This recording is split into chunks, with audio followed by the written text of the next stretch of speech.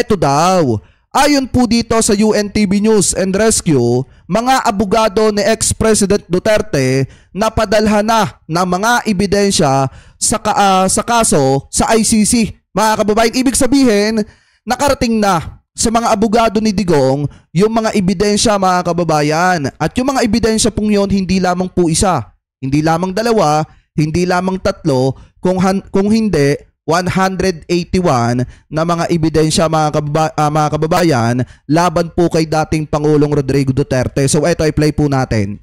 Natanggap na ng mga abogado ni dating Pangulong Rodrigo Duterte ang unang set ng ebidensya para sa kasong Crimes Against Humanity na kinakaharap nito sa international. Eto partida ha, unang set pa lang yan. Hindi natin alam kung may sunod na set pa ba yan. Kung may pangalawa pa, kung may patatlong set pa yan, or kung may pang-apat pa. Pero ang sinasabi dito, unang set pa lang yan ng mga ebidensya na ang bilang ay nasa 181. National Criminal Court o ICC.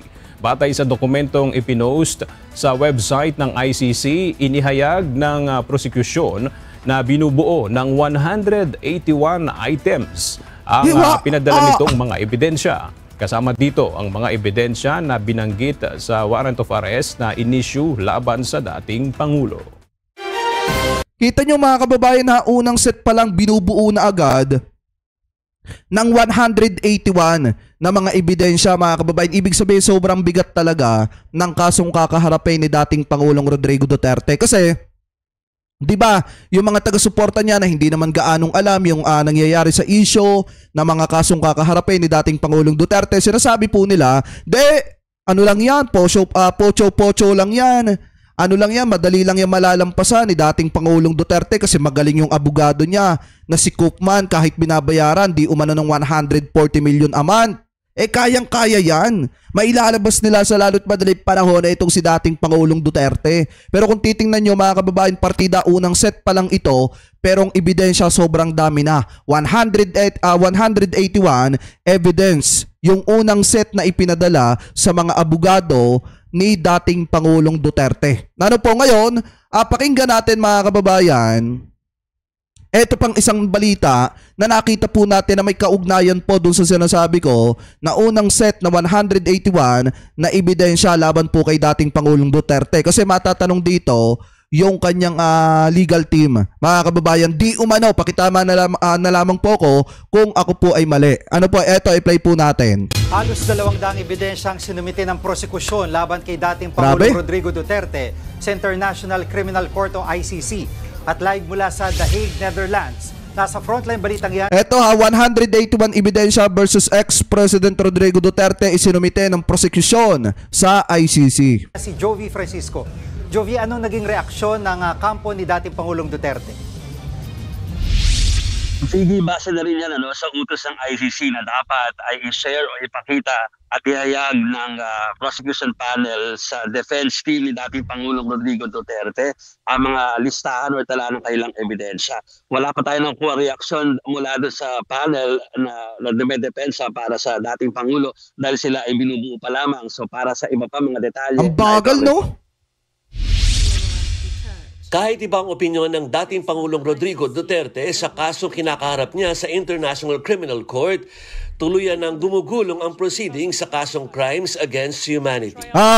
Ilang araw matapos maglabas ng deadline ng ICC Pretrial Chamber 1 sa prosecution and defense teams para magsumite ang mga ito ng ebidensya at mga witness, nag-post ng update ang ICC sa kanilang website. Lumalabas na nagsumite na ang prosecution team ng 181 items na may tuturing na ebidensya. Confidential ang mga ito. Sa Abril ang deadline para magsumite ng mga ebidensya ang dalawang panig. Nagbigay naman ng update si Vice President Sara Duterte sa binubuo niyang legal team. Hindi pa mabuo yung team kasi we're waiting. Okay, tanyo mga kababayan tanyo yung defense team ni Sara Duterte hanggang ngayon hindi pa nabubuo.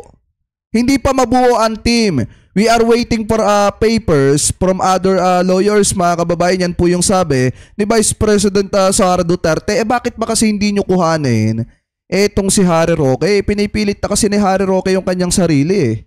Diba, bakit hindi nyo kasi subukan si Roque? Para nang sa ganun, mas madaling matalo si Digong. Hindi, charot lang.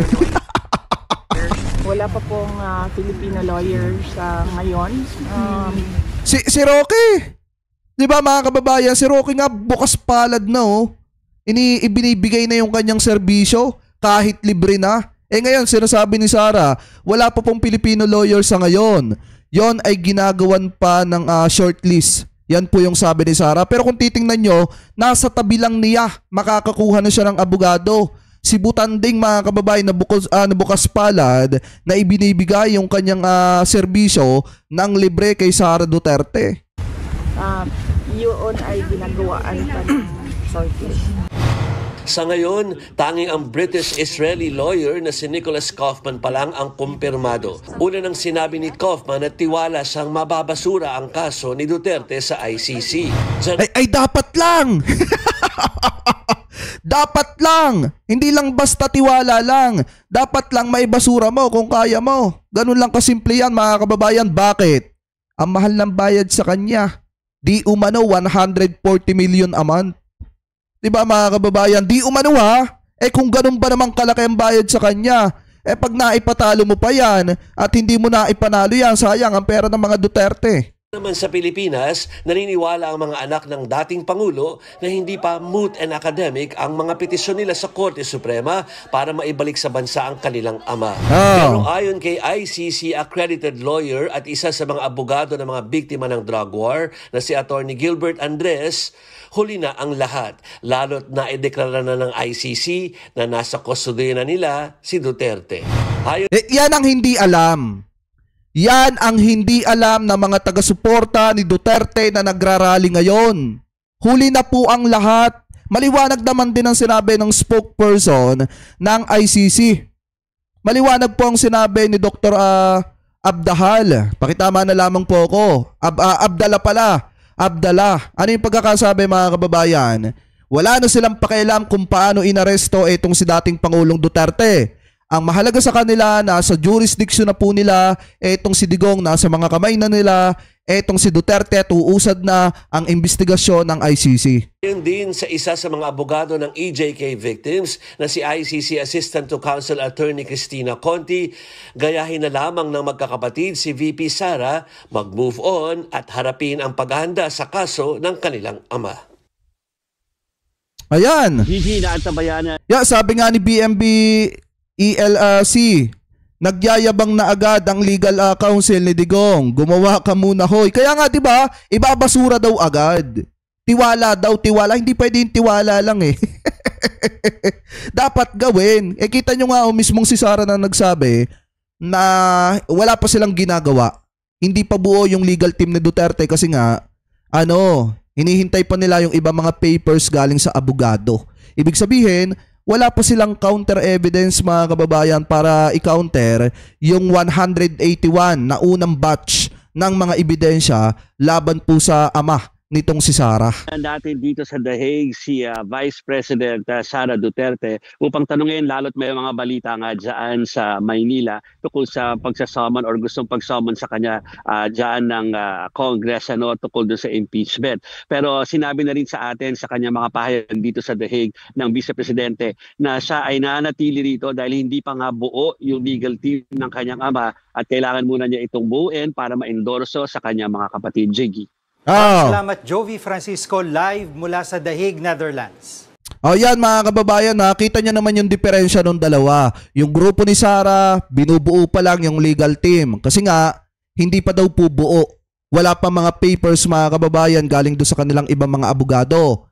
Yun naman pong prosecution, nagpasa na ng 181 na unang batch ng mga ebidensya laban po sa kasong crimes against humanity ni dating Pangulong Duterte. So akala ko ba magaling yung abogado na nakuha ni Sara Duterte? Kung talagang magaling yan mga kababayan, bakit hindi po agad nakakagawa ng pang-counter mga kababayan dun sa 181 na mga ebidensya? 'Di ba hindi agad nakakagawa ng paraan para mailabas pansamantala etong si Duterte? Kaya yung mga nagpapalabas diyan, mga nagsasabi na itong si Duterte ay maiilabas, wag na kayong umasa. Malabo na po yan sa sabaw ng malabo na po yan. Mga kababayan, sa totoo lang, malabo na po yan. Makabalik si Duterte ng Pilipinas. So ngayon, Excuse me, kung titingnan ninyo mga kababayan, ito. Di ba may 181 na mga ebidensya laban po kay dating Pangulong Duterte. Kung titingnan nyo mga kababayan, may mga isinasagawa po silang rally ngayon. May mga pinapalabas sila na kung ano-ano, nananawagan sila na ibalik na si Duterte diyan po dito sa Pilipinas at dito na lamang daw po litisin sa ating bansa. Pero gaya nga ng sabi ko sa inyo kanina, hanggang diyan na lamang po yung mga yan. Bakit? Kasi pabagsak na yan mga kababayan. Dahil nga wala na yung kanilang mismong sinusundan na tao para magkaroon pa ng lakas ng loob para sirain ang gobyerno ni PBBM. Bakit natin nasasabi ito mga ganitong klase ng bagay? Eto, pakinggan po natin, eto nakita nating balita galing po sa teleradyo serbisyo. Sabi dito, Duterte supporters may face uphill battle over desire to disrupt admin ayon po sa isang analysis.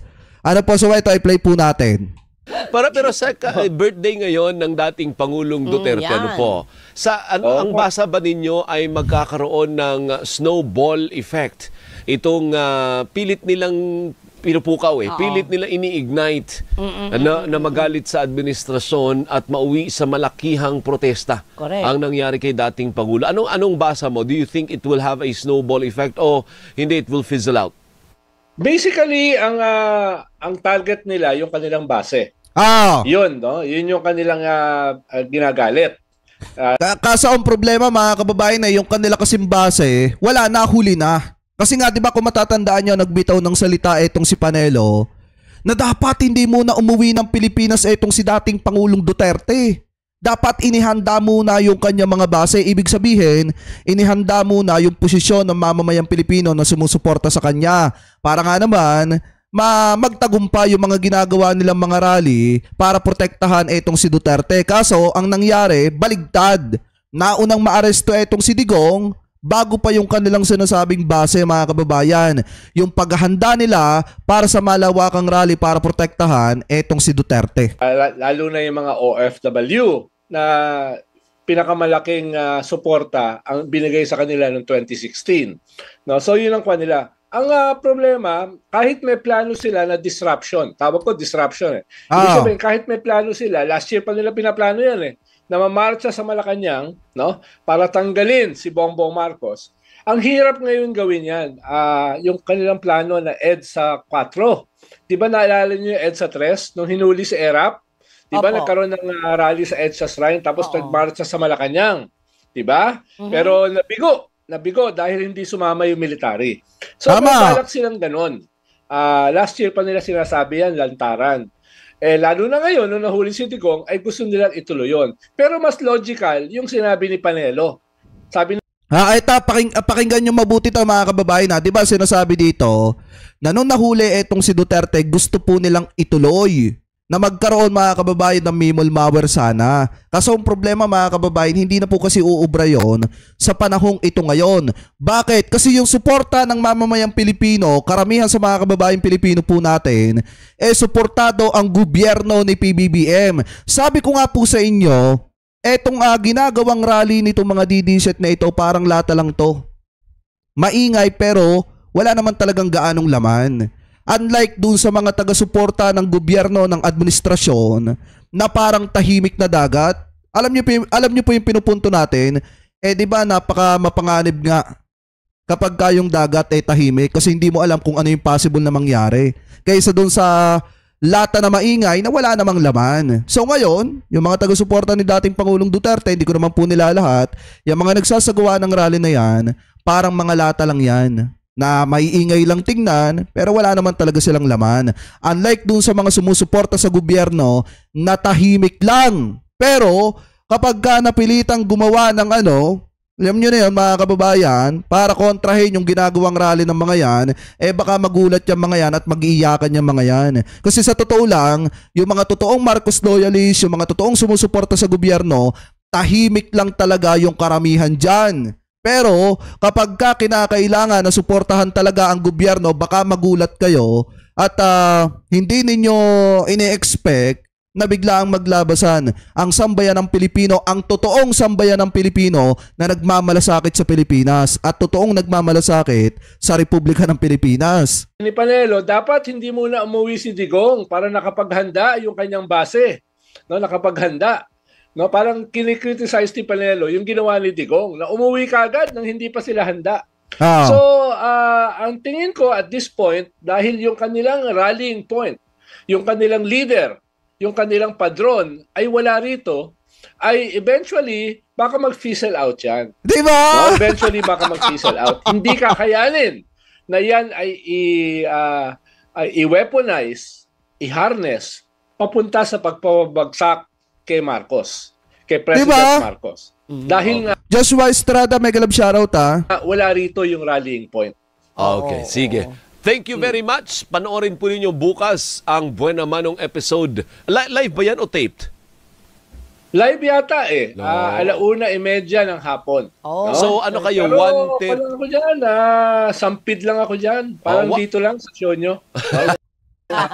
Extra, no? 1:30 to anong oras? 1:30 to 3 o'clock. So ayan mga kababayan, siguro cut na natin dyan. Ngayon kung titingnan nyo, hindi na mag-work yung gagawin nilang rally, yung mga gagawin nilang panggugulo. Hindi na mag-work yan ngayon kasi nga, yung kanilang pinuno, mga kababayan, yung kanilang sinusundan, talagang nasa malayong lugar na. Nasa The Hague, Netherlands na. Ngayon, yung mga magrarally lang dyan, hanggang ngayon lang yan. Yan yung nakikita ko dyan mga kababayan. Hanggang ngayon lang yan, pagkalipas ng ilang araw, wala na yan. Kasi hindi naman kakayanin ng mga yan na magbabad ng 24 hours dyan po mga kababayan sa kalsada at magsisigaw ng kung ano-ano para lang mapabalik ng Pilipinas etong si Duterte. Kasi wag na tayo magpakauto. Hindi, sa totoo lang mga kababayan, doon na tayo sa realidad. Kahit anong gawin ninyong pagrarally dyan, niloloko nyo lang ang mga sarili ninyo. Hindi na maibabalik ng Pilipinas etong si dating Pangulong Duterte. Kailan ba kayo magigising, ha? Kapag kapaus na kayo kasi sigaw ninyo, kapag masasakit na yung mga tuhod ninyo dahil sa kakatayo ninyo, diba? Kailan pa kayo magigising sa mga kalokohan ninyong yan? Itigil nyo na yung ginagawa ninyong rallying yan kasi walang pupuntahan yan kahit magdamag kayong tumindig dyan, tumindig kayo ng 1 linggo dyan, hanggat hindi natatapos yung hearing ni Duterte doon, hanggat hindi lumalabas yung verdict, walang mangyayaring pag-uwi ni Duterte dito sa Pilipinas. At maliwanag din naman ang sinabi ni Atty. Conti na kahit ang presidente ng Pilipinas hindi na po kakayanin na pabalikin ang dating Pangulo dito po sa ating bansa. Ano po, sana magising na yung kanyang mga taga-suporta. Wag niyong gawing uto-uto yung mga sarili ninyo. Alam nyo, medyo prangka tayo magsalita pero yun yung totoo eh. Kung hindi ko naman kasi kayo paprangkahin at kung babybihin ko kayo katulad nung ginagawa ng mga vlogger ni Digong, patuloy lang kayong kakainin ng imagination ninyo na makakauwi etong si Duterte kahit hindi naman.